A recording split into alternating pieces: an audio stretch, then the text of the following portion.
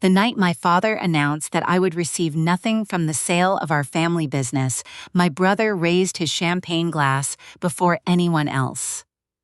"To the people who stayed," he said. Everyone around the table understood what he meant. I was the one who had left. I was the daughter who had supposedly traded loyalty for ambition, family for a career, and the smell of lake water for a glass office 3 hours away. My father smiled at him, then turned to me with the patient expression people use when they believe they are about to teach you a necessary lesson. "Claire," he said, "the Marina will be sold for $38 million. Your brother has worked beside me for 12 years. Your mother and I have decided that the proceeds will remain with those who built the business.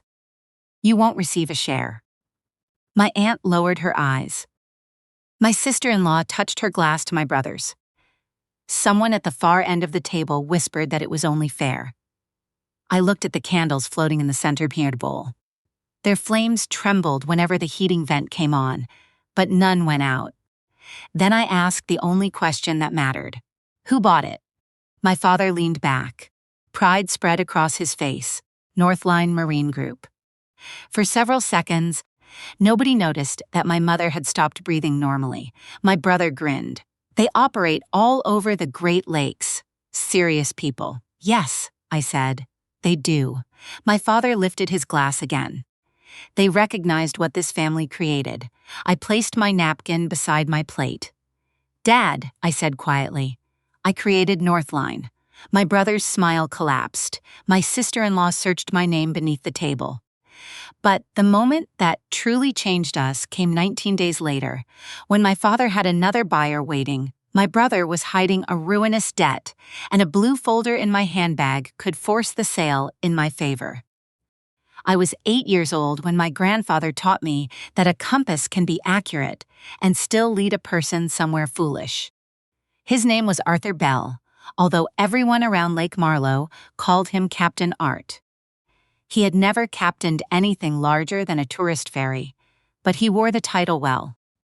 In 1967, after 15 years repairing engines at a boatyard, he borrowed money against his house and bought a collapsing timber dock with 6 rental slips. He called it Bell Harbor Marina. By the time I was born, the 6 slips had become 240. There was a fuel pier, a repair shed, a winter storage yard, and a small shop that sold rope, maps, rain jackets, and coffee strong enough to remove paint. My childhood smelled of gasoline, wet cedar, and sunscreen. Grandpa kept an old brass compass in a blue wooden box behind the service counter. Its glass was scratched, and the lid no longer closed unless you pressed one corner. Whenever a young deckhand complained about a difficult job, Grandpa would set the box down and say, "Direction first, speed second. A fast boat going the wrong way only gets lost sooner." He taught me weather charts, engines, and the difference between a customer needing an answer and needing reassurance. "Claire notices what water tries to hide," he used to tell people. My father, Martin Bell, noticed different things. He noticed that my younger brother Owen could carry batteries and reverse a trailer. He did not notice that I prepared invoices, redesigned the slip map, and caught duplicate fuel charges. Nobody explicitly told me that Bell Harbor belonged to Owen's future. They did not need to. Families can write a succession plan without using paper. When Owen turned 16, Dad gave him a jacket embroidered with Bell Harbor operations. When I turned 16, he thanked me for helping my mother organize the customer barbecue. When Owen damaged a propeller on a demonstration boat, Dad said mistakes were the cost of learning. When I corrected a booking problem that would have left 23 customers without winter storage, Dad called me our little organizer. Little organizer. 2 words can become a room if you hear them often enough. The business had a large scheduling board inside the dock office. Every mechanic, attendant, and seasonal worker had a magnetic strip with a name on it. Even Toby, a 14-year-old who collected rubbish on Saturdays, had one. I worked there every summer from the age of 11 until I finished university. My name never appeared on that board. Sometimes I stood before that board after closing and searched for the empty place where my name should have been. My grandfather died during my final year of university. 3 months later, Dad moved the brass compass from the service counter into his private office. That should have warned me. Instead, I came home determined to help. Bell Harbor was profitable, but customers now expected online reservations, mobile payments, and maintenance updates, while corporate groups connected smaller facilities through shared systems. I spent 18 months studying the business. Then I wrote a proposal. My 42-page plan linked Bell Harbor with 5 nearby marinas. Customers could reserve slips, schedule repairs, and request towing through one account while the businesses shared mechanics and purchasing power. I was 24, nervous and absurdly hopeful. Dad read the first 6 pages in his office. Owen sat by the window, bouncing a boat key against his knee. When Dad finished, he closed the binder. "It's clever," he said. My heart lifted, then he added, "But this place is built on handshakes, not applications. Boat owners don't want technology between them and the water. It wouldn't be between them and the water. It would remove the paperwork between them and us." Owen smiled without looking at me. "People come here because we know their names. We can know their names and still know which parts their engines need before they arrive." Dad pushed the binder toward me. "You've always been good with ideas, Claire. Owen understands the actual work." There it was. Not anger. Not cruelty. Something harder to fight because it wore the face of certainty. Then he asked if I could pick up sandwiches for the mechanics. I left Bell Harbor 6 weeks later. I moved to Milwaukee with $9,000, 2 suitcases, and the 42-page proposal Dad had returned to me.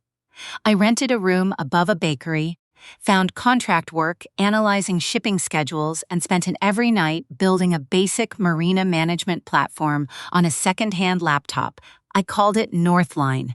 The name came from Grandpa's compass. When I was 10, I once asked why north mattered more than any other direction. He said it did not. North was simply the direction everyone agreed to use when they needed to find one another. My first client was a marina whose owner kept reservations on index cards. I promised I could reduce his empty slips by 10%.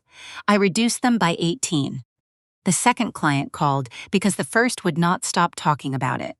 By the end of the first year, I had 9 clients and no proper salary. By the third, Northline managed reservations and maintenance records for 72 marinas. By the 7th, we had added insurance verification, fuel purchasing, and emergency routing. 10 years after my father dismissed the plan, Northline supported more than 600 marinas across 14 states and 2 Canadian provinces. The strange part was that my family knew almost none of it. My mother knew I worked in software. Dad called it my computer company. Owen once asked whether I made websites. I could have corrected them. I chose not to. Silence became my favorite form of protection. If they did not understand what I had built, they could not diminish it. At least, that was what I told myself. Part of me was waiting for a perfect reveal in which Dad finally recognized me. Success had merely given my need for his approval a larger office. By then, Bell Harbor was in trouble. I saw it during my twice-yearly visits. The fuel pumps were frequently out of service. The repair shed had lost 2 senior mechanics. More boats sat unsold in the brokerage area. Dad blamed the economy, weather, and disloyal customers. Owen, now vice president, arrived in a new SUV and spoke endlessly about expansion. His wife, Vanessa, had mastered insults that sounded like concern. "You work so much," she told me one Easter. "It must be difficult to build a life when you're always building a company." "It keeps me occupied," I said. She smiled as if I had confirmed something sad. My mother called every Sunday evening.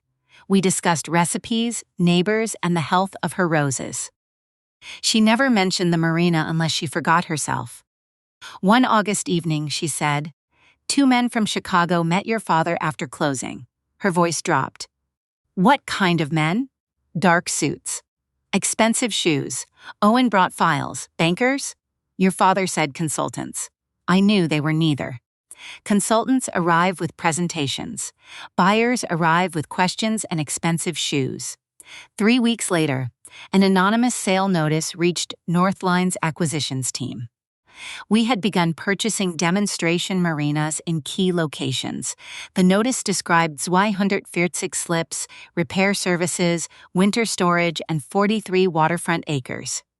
The seller was identified only as Project Anchor. I knew it from the acreage. My acquisitions director, Marcus Reed, entered my office holding the summary. This location would complete the southern route, he said. The financials are weak, but the land is exceptional. I kept my face still. Make contact. Do you want to join the first call? No. Keep my name out of it. He studied me for half a second. Marcus was too perceptive to accept a casual answer, but too disciplined to demand another. Northline submitted its interest through a subsidiary named NL Waterfront Partners. The confidentiality was legal and common, yet my reasons were personal. I believed Dad would reject an offer if he knew it came from me. I had watched him dismiss 42 pages because they carried his daughter's name. I was not prepared to let him dismiss $38 million for the same reason. There were 3 bidders initially. One withdrew after reviewing environmental reports. The second, Harbor Crest Capital, remained. Harbor Crest specialized in purchasing waterfront businesses, closing the operating company, and selling the land to developers. Northline offered $38 million, subject to financial verification. It was more than our analysts recommended. Belle Harbor's current earnings did not support it. But I was not only buying earnings. I was buying the dock where Grandpa taught me to tie a bowline, the shop where my mother still kept spare mittens for cold children, and the jobs of 68 people whose families I knew. I called the premium network value. Nobody in the board meeting called it what it was. Homesickness with a valuation model.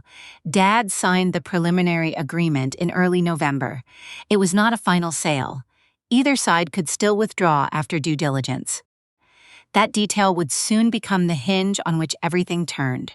My mother called the same night and insisted I attend their anniversary dinner because Dad had wonderful news. Marcus advised me to stay away until the transaction closed. I went anyway. The dinner unfolded exactly as I described at the beginning. Dad announced the sale, excluded me from the proceeds, and praised Northline without knowing it was mine. I revealed the truth only after Owen toasted the people who stayed.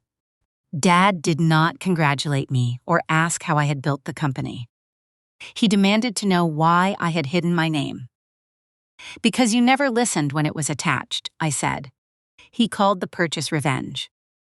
I told him paying $38 million was a strange revenge, but he saw the small truth I did not want to admit.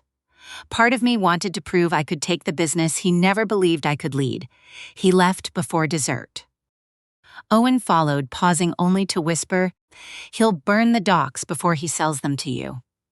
The next morning, our broker called.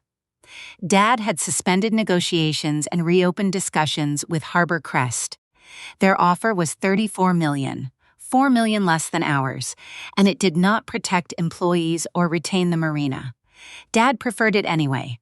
Pride, I learned, can assign a price to itself.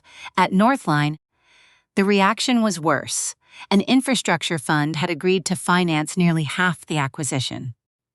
After discovering the family connection, it demanded the right to sell the land, replace local management, and remove our employment guarantee. It would help save Belle Harbor only if I made it disposable. I refused. The fund withdrew $18 million. Marcus met me in the conference room after their decision. "We can walk away," he said. Nobody would question it.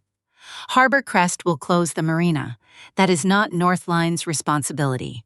It is mine." He leaned against the table. "As CEO or as Martin Bell's daughter?" I had no answer. Then due diligence uncovered the missing money. The problem appeared through delayed invoices, customer deposits used for payroll, disguised leases and supplier loans omitted to exit from buyer reports. The total exposure was $6 million. Most of the documents carried Owen's signature. Marcus placed a blue folder on my desk. "This changes the valuation," he said.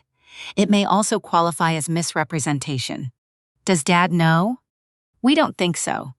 The reporting packages were prepared by your brother.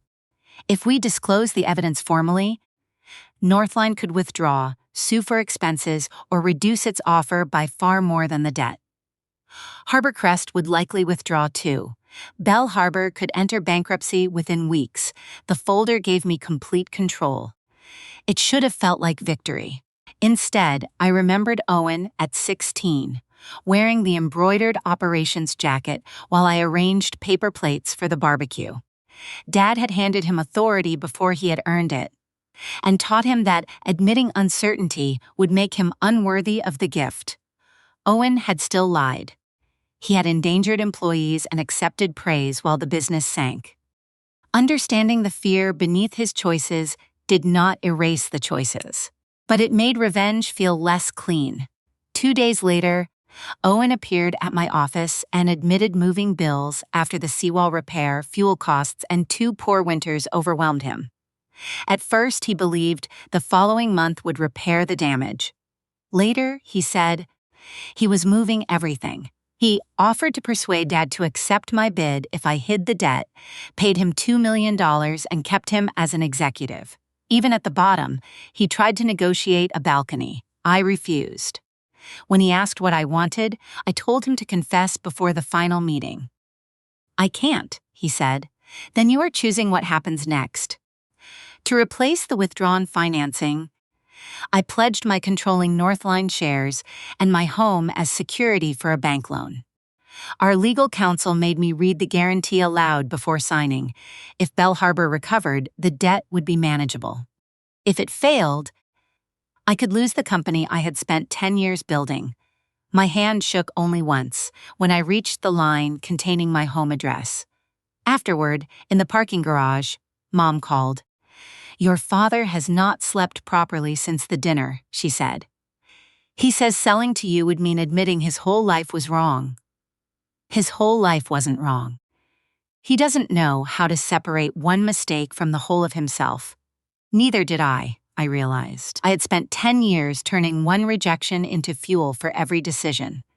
Dad had made me feel unnecessary, so I built a company in which nobody could remove me. I called it independence. Sometimes it was only fear with excellent accounting. The final meeting was scheduled for December 21 at 10 in the morning. If Dad refused Northline, Harbor Crest would sign it too. The night before, I sat alone at my dining table. On my left lay our purchase agreement. $38 million, 3 years of guaranteed employment, the Bell Harbor name preserved, and a commitment to repair the seawall. On my right lay Harbor Crest's proposal. Their internal redevelopment schedule, obtained during normal disclosure, showed the repair shed closing within 6 months and the docks being removed the following year. Between them sat the blue folder. I practiced what I could say at the meeting. I could expose Owen before both legal teams. I could prove that Dad's chosen successor had hidden millions, while the daughter he excluded had built the only company capable of saving them. Once the truth emerged, Dad would have no realistic alternative. I could reduce my offer and still win. It was everything the younger version of me had wanted. Proof, leverage, and an audience. Then I saw what made it familiar. Dad had hidden the sale until he could announce it dramatically. Owen had hidden the debt until it could no longer be repaired. I had hidden my identity until nobody could reject me. All 3 of us had treated truth as something to store until it became useful. If I opened the folder for maximum damage, I would not be ending the family habit. I would simply be performing it better. At noon. 52 the next morning, I entered a conference room overlooking Lake Marlow. Ice had gathered around the empty slips. The docs looked like black lines drawn across white paper. Dad sat beside his lawyer. Owen was on his other side, pale and silent. Mom had insisted on attending and sat near the window with both hands around an untouched cup of tea. Marcus and our attorney sat with me. Dad did not look in my direction. "I am here because my lawyer advised me to hear the offer formally," he said. "Harbor Crest is prepared to sign this afternoon." Our attorney opened the agreement. I placed my hand on it. "Before we begin, Dad needs to know something." Owen closed his eyes. I removed one sheet from the blue folder. It contained only the total debt, the dates, and the categories. No accusations, no copies of signatures. I folded it once and slid it across the table to my father. "Read that privately," I said. "Then ask Owen to explain." Dad unfolded it. I watched his eyes move down the page. He read it twice. The color left his face. "What is this?" he asked. Owen began with the seawall, then fuel costs, then the warm winters. His explanation moved quickly, each sentence trying to get ahead of the one behind it. Dad asked one question. "Did you falsify the reports?" Owen stared at the table.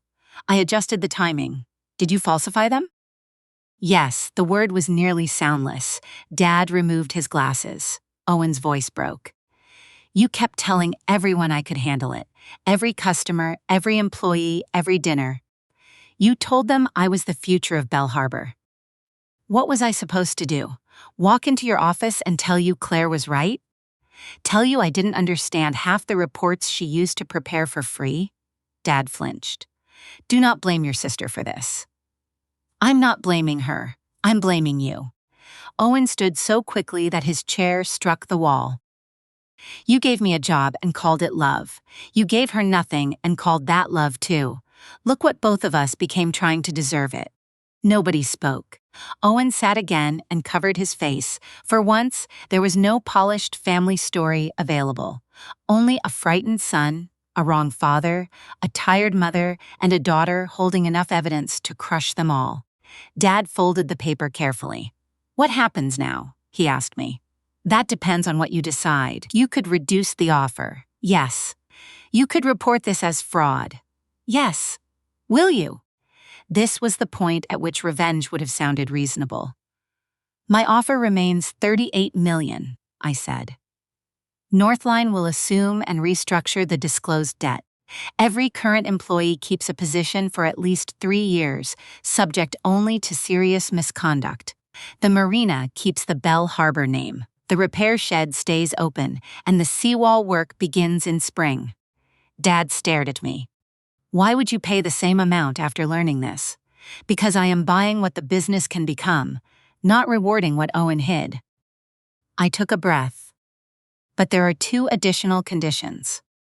Owen resigns immediately and cooperates with the lenders. Any money he improperly drew will be repaid under a written agreement. And you tell the employees the truth before the sale is announced. Not every private detail, but enough that they understand why management is changing." Owen nodded without lifting his head. Dad looked toward the frozen harbor. "Harbor Crest is simpler. For you, perhaps. Not for the 68 people they will dismiss." "You think I don't care about them?"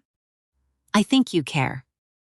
I also think you would sacrifice them to avoid selling to me and call the sacrifice principle." His jaw tightened, but he did not deny it.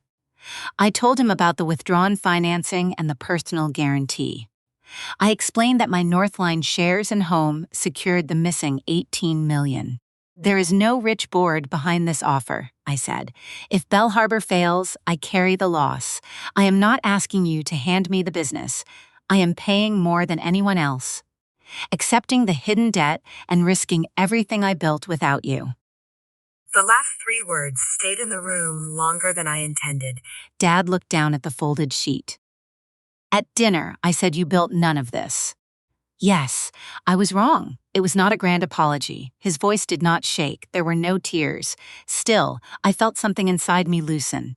Not disappear, but loosen, like a rope finally given enough slack to untie. Dad turned to Owen. "And I was wrong about what I gave you." Owen looked up. "I thought trusting you meant never questioning you. That was easier than teaching you." My mother closed her eyes.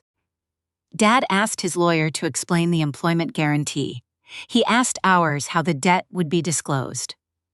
Then he sat silently for several minutes, listening to the faint knocking of ice against the dock below. At Elf Zipson, he signed the Northline agreement. Nobody applauded.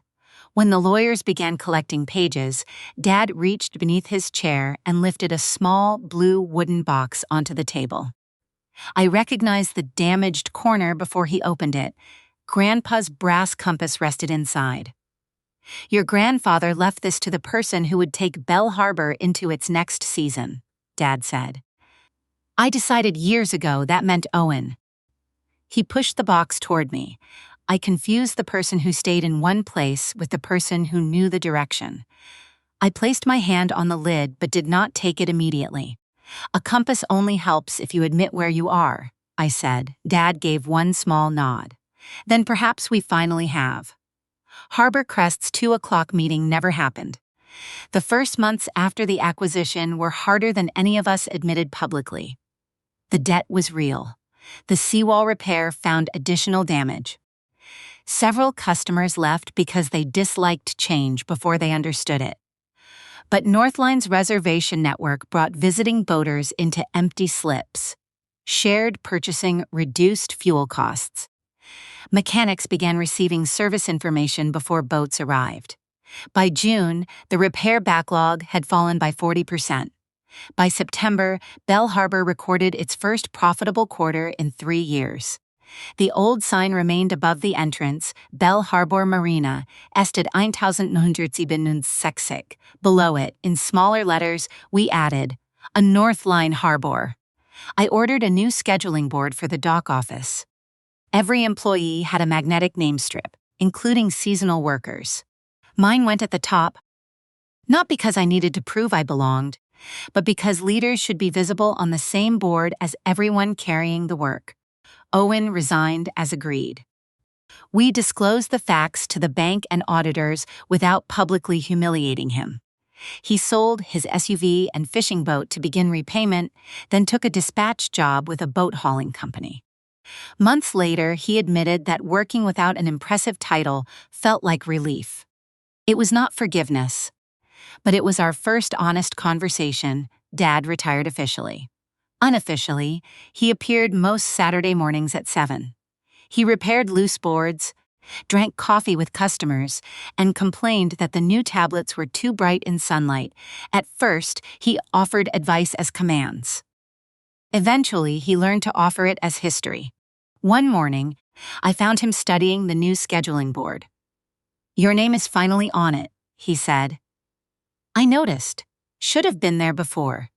I could have told him exactly how many years before. I could have itemized every summer, every invoice, and every time he called me helpful instead of capable. Instead, I handed him a second magnetic strip, Martin. "Serde maintenance." He read it and smiled. "That sounds like a demotion. It comes with free coffee." He placed it on the board beneath mine. The brass compass now sits in my office overlooking the fuel pier. Its needle still trembles before settling north. Sometimes customers assume it symbolizes how confidently I followed my direction. That is not why I keep it. I keep it because direction is not the same as certainty. For 10 years, I thought I was escaping my father's rejection while quietly letting it choose every road. Proof did not heal me. The conference room choice did. I paid the promised price, protected the employees, and required truth without turning it into entertainment. It cost more than revenge, but it ended our family habit of storing love and information until they became weapons. Last November, 1 year after the anniversary dinner, we gathered again at my parents' house. The table was smaller. Aunt Rachel brought pie. Vanessa did not attend. She and Owen had separated in the spring. Owen came alone and helped Mom carry dishes without being asked. After dinner, Dad stood with his glass. The room went quiet for all the wrong historical reasons. He looked at me, then at Owen. "I made a speech at this table last year," he said. I spoke about the people who stayed and the people who left. I believed staying proved loyalty. I know now that sometimes leaving is how a person survives long enough to return with what everyone needs. He raised his glass, to finding our direction before we run out of water. Owen looked at me. I lifted my glass too. Nobody clapped. This time, nobody needed to.